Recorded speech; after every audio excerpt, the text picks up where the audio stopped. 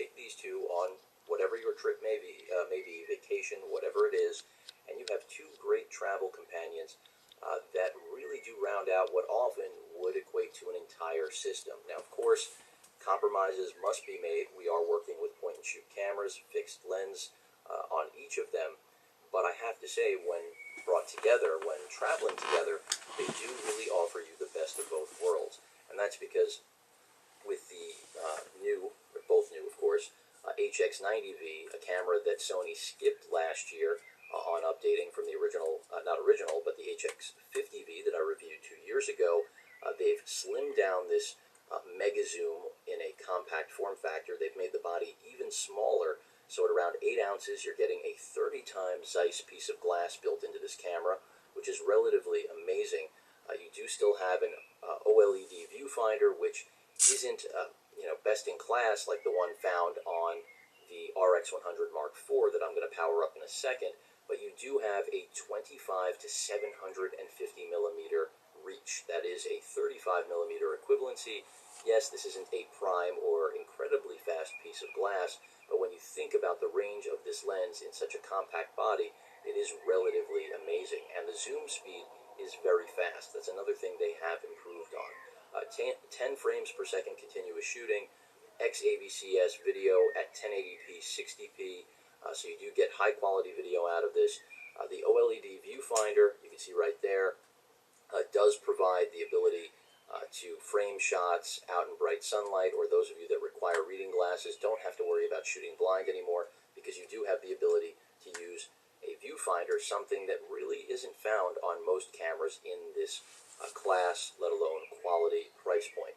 So that's huge, critical. I mean, if you're talking about having a super zoom with you on vacation so that you don't have to worry about bringing that giant lens that it would traditionally require to cover such a range, the HX90V takes care of that. Then on top of it, it also has GPS on board, so you've got geotagging, of course Wi-Fi, NFC, all the things that you've come to expect from modern cameras now for many years, but especially from Sony. It also has a fully 180-degree tilting display, so if you're interested in selfies or just getting low-angle shots without having to break your neck or back, you are able to do so, something that the previous generation HX50 and 60V were not capable of.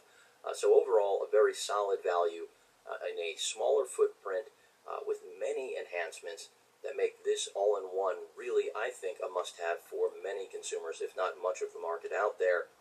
Certainly far superior to just relying on your smartphone sensor. Granted, the sensor that's under the hood here is not that large, which means that pixel peeping, blowing images up is not this camera's specialty, but that's where you defer to the RX100 line.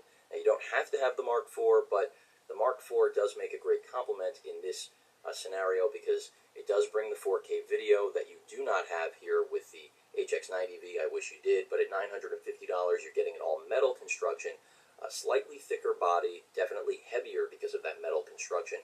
As I mentioned before, UHD or 4K video capture, it is limited to 5 minutes, whereas the 1080p on both of these is limited to a little under 30 minutes. I think that's predominantly to do with heat constraints, restraints. We don't want the camera melting, the heat sink in there.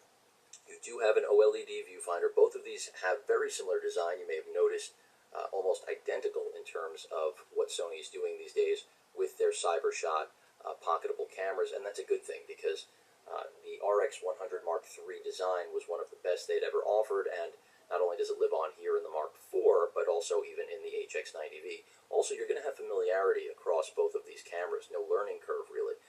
So the flash, center-mounted, the microphone array surrounds it. The OLED here is not slightly better, but far superior. That doesn't mean you aren't going to appreciate the OLED on the HX90V, but here you're going to get a lot more when it comes to your field of view and overall resolution, and that's why it's paired with the far more expensive camera.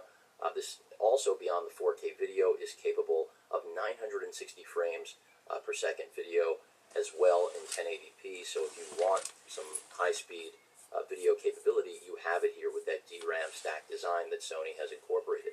I can't actually give you a good look at how the EVF performs, but I can tell you this is the best integrated EVF I have ever seen, and I'm not trying to be cute. That's both figuratively and literally. up. So if you need reading glasses, again, you're accommodated fully. Wi-Fi, NFC, also on board this camera. You also get that 180-degree tilt. Not quite as smooth as the one on the HX90V, and that's because the actual assembly is a little bit different. Again, it has to do with the way the hinge is actually built onto the camera, because this has a broader range, it seems to me. Also, the layout slightly different, even though the buttons are pretty much identical, and that's why I keep saying they make a great team.